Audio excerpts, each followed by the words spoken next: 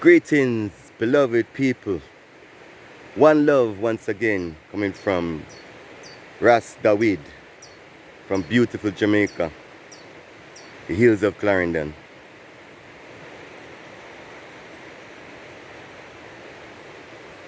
Today I want to talk about a plant, particular plant called the leaf of life. There's so much that we can learn from nature. Nature is the biggest teacher.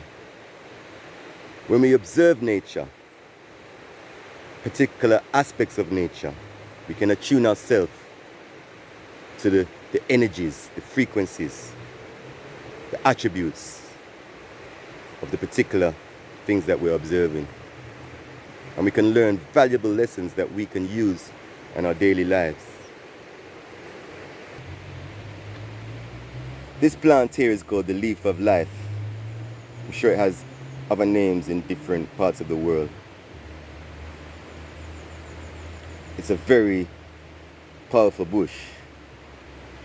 Here in Jamaica, it's used as a medicine in teas for colds. It's called a cold bush, which basically means that it's good for colds and flus and similar ailments.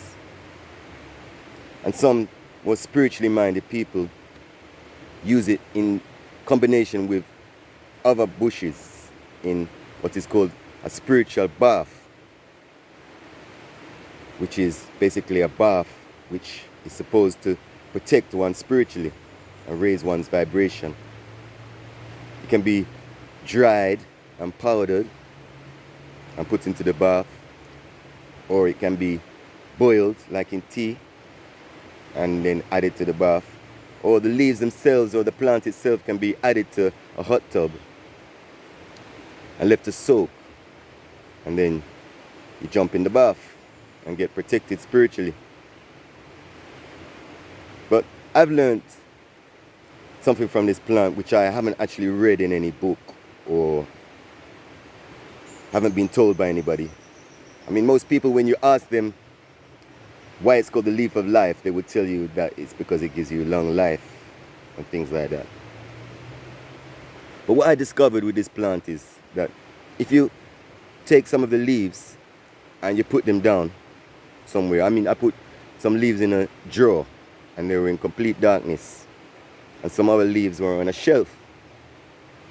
And when I went back to look at these leaves, I mean, I forgot about them.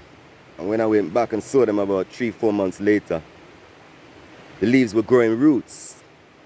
The one that was in complete darkness was growing roots and was growing new leaves.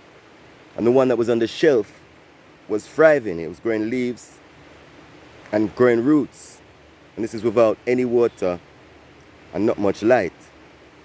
So this plant has the ability to adapt itself in difficult situations.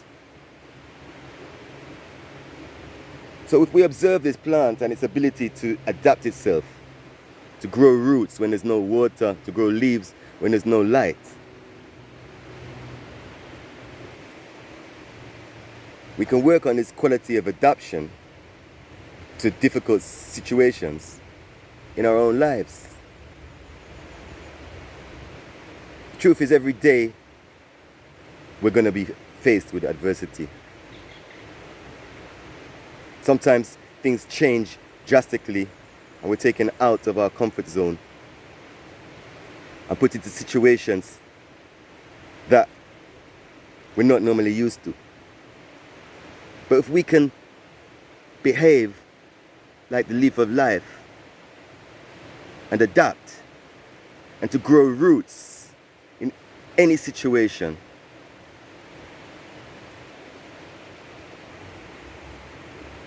we could grow happily and spiritually and not be dependent on material comforts. We, the indigenous people of Jamaica and the world, have been through many hardships. And yet still we're so resilient. The slaves that were carried from Africa to Jamaica had to adapt themselves to their new circumstances and grow roots from themselves, to grow flowers, to grow leaves,